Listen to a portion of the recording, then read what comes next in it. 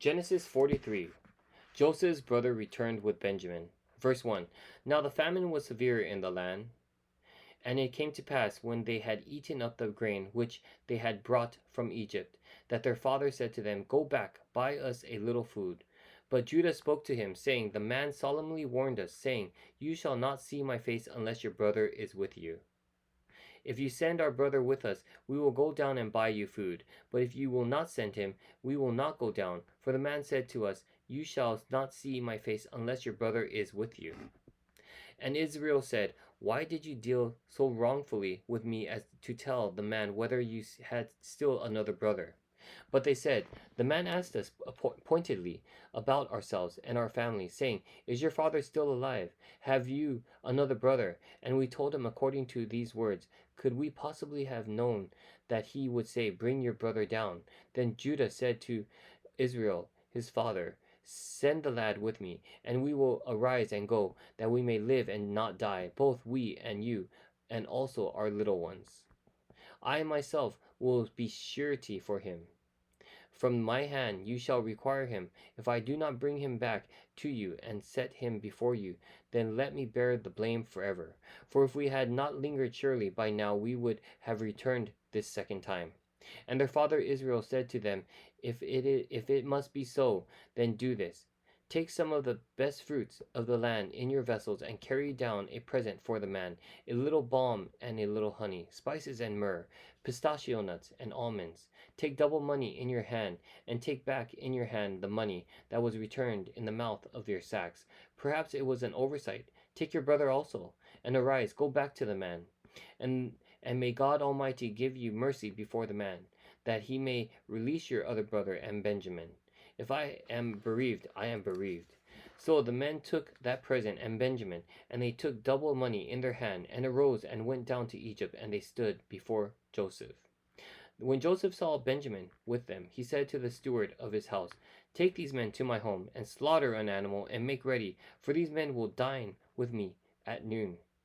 Then the man did as Joseph ordered, and the man brought the men into Joseph's house.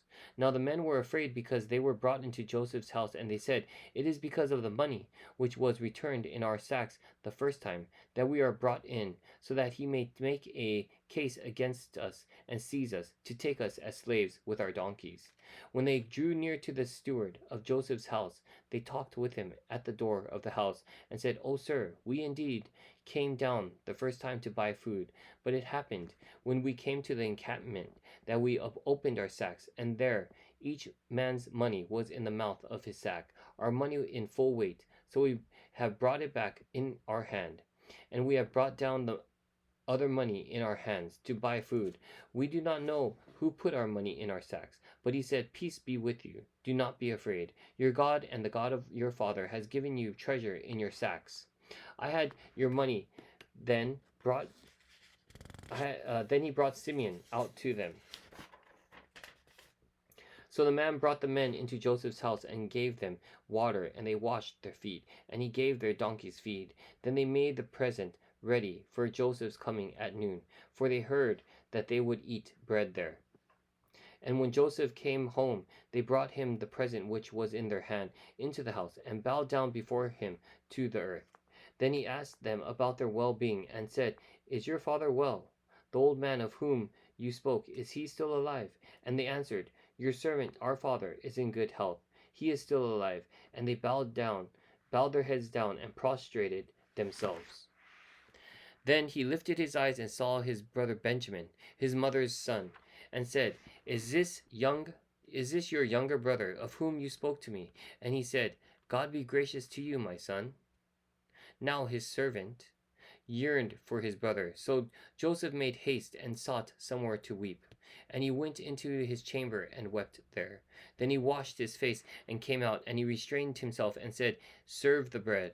So they set him a place by himself, and them by themselves, and the Egyptians who ate with him by themselves, because the Egyptians could not eat food with the Hebrews, for that is an abomination of the Egyptians. And they sat before him, the firstborn according to his birthright, and the youngest according to his youth.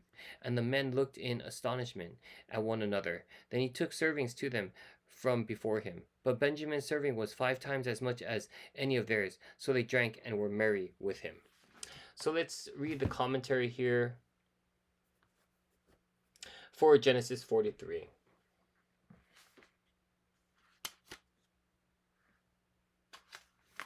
Commentary is coming from the Tony Evans Bible Commentary.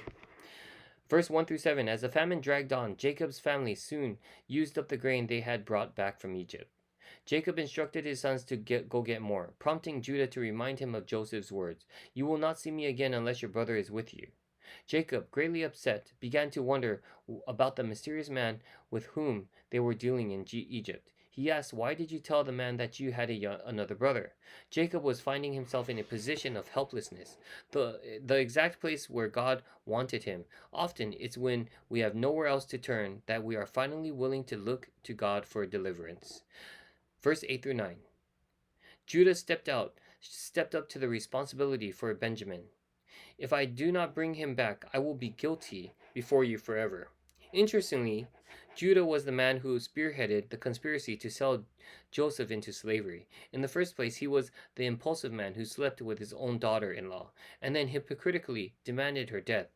But clearly, this was not the same Judah making so selfless a vow. God had been softening his heart over the last 20 years, shaping him into the sort of vessel that he could use. Verse 10 through 14, Jacob reluctantly agreed to send his sons Jacob in tow back to Egypt. He suggested that they take valuable gifts, a little balsam and a little honey, aromatic gum and resin, pistachios and almonds, to curry flavor with Egypt's demanding leader. He also sent twice as much silver as before, thus replacing the returned silver that Joseph could have claimed was stolen and providing money for more grain. But even though he sent them out with a prayer and a blessing, Jacob was patently pessimistic. He assumed that Benjamin would die. Verse 15 through 23. When Joseph's brother returned, they were taken to Joseph's personal house, a turn of events that hardly inspired any confidence in them. Approaching Joseph's steward, they attempted to clear up the misunderstanding about the money. But the steward replied, "Your God and the God of your father must have put treasure in your bags." This suggests that Joseph's faith had been spread to his staff, because here was an Egyptian servant, invoking the name of the God of the Hebrews. Apparently Joseph had been talking about the Lord from the time he was a slave in Potiphar's house, right up until the present moment of prosperity. This begs the question, are you speaking up about God in every moment of your life? In the moments of adversity, as well as in the moments of prosperity? Simeon was delivered to his brothers, and together they prepared for the meal. When Joseph saw Benjamin for the first time, he couldn't contain his emotion for his brother, and he was about to weep. Knowing that to do so would cause suspicion, though Joseph rushed away until he could regain composure.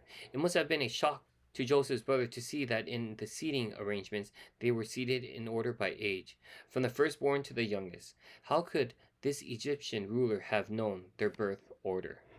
And that concludes Genesis 43. Stay tuned for Genesis 44.